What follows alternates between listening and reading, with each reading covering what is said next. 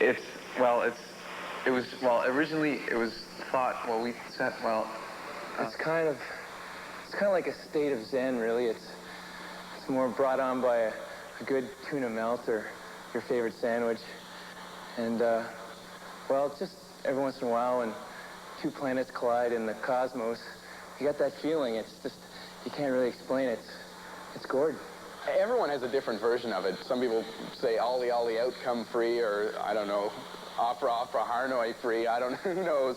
Everybody has a different version of hide and seek. We used to all say Gordy Gordy out, come free. When I was young, I met Marlon Brando, and one of the things he said to me, he said, young Gordon, I'd like you to take your head and put it in a sandwich and feed it to elephants. Would you do that for me?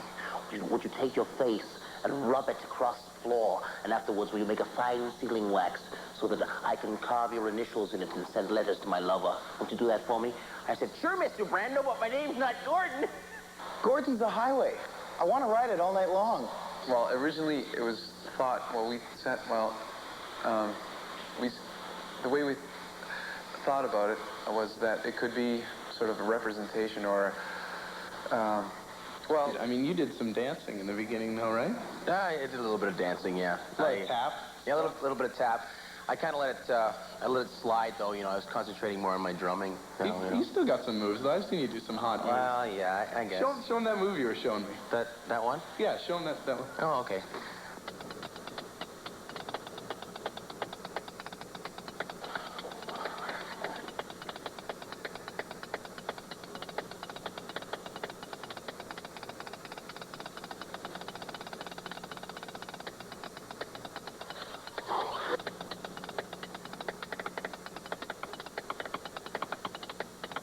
Amazing!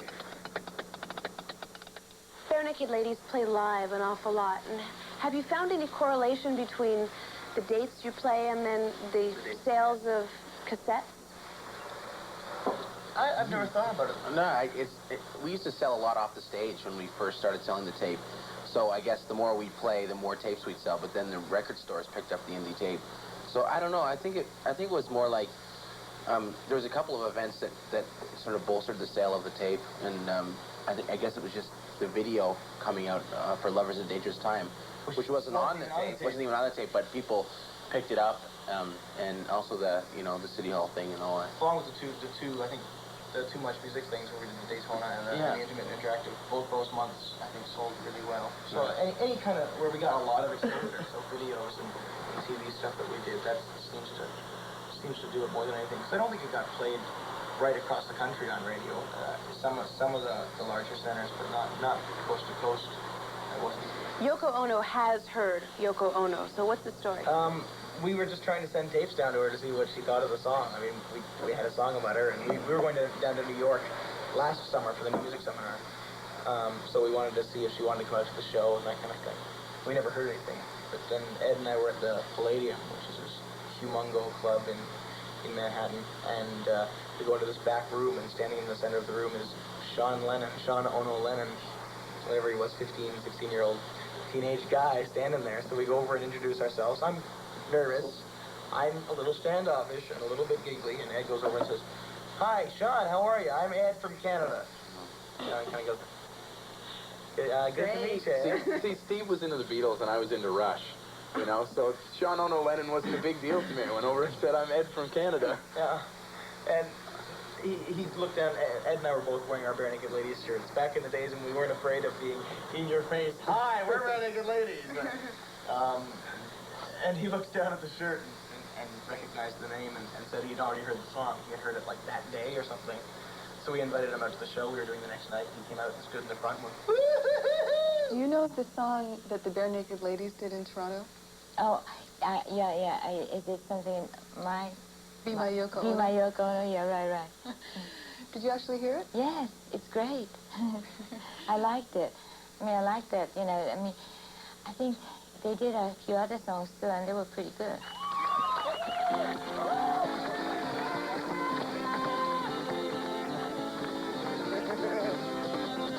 If there's someone you can't live without, then do so.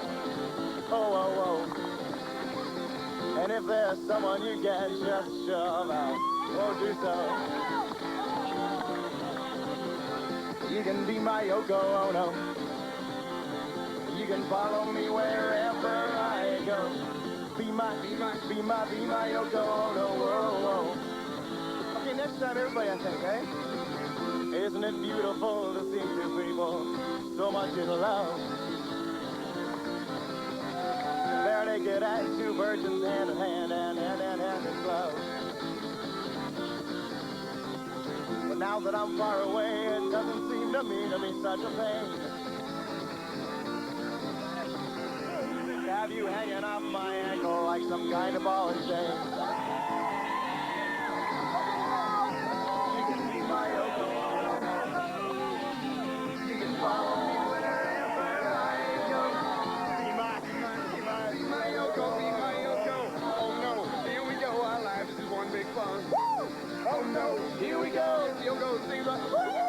Party! I know when I say this, I may be stepping on pins and needles. But I don't like all these people slagging her for breaking up the Beatles. Yoko Ono did not break up the Beatles. Hey, no! If I was John and you were Yoko, I would gladly give up music. Just to have you as my very personal Venus.